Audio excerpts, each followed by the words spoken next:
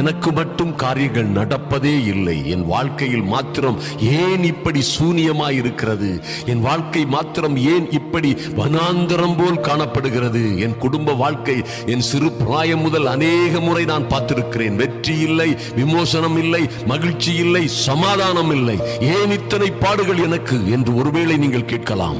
ஒருவேளை சிலர் சொல்லலாம், ஐயா எல்லாம் இருக்கிறது ஆனால் நிம்மதி இல்லை.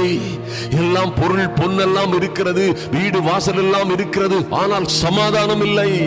என் குடும்பத்திலே சமாதானம் இல்லை, குடும்ப வாழ்க்கையிலே சமாதானம் இல்லை, நிம்மதியற்றவளாக வாழுகிறேன். ஏன் என்று ஒருவேளை நீங்கள் கேட்கலாம். சிலர் இருக்கிறீர்கள், ஐயா ஏன் எனக்கு மாத்திரம் இப்படி? என் மகளுக்கு ஏன் இப்படி திருமணம் நடக்கவில்லை? ஏன் எனது மகள் மாத்திரம் இப்படியா இருக்க வேண்டிய ஒரு சூழ்நிலை இருக்கிறது?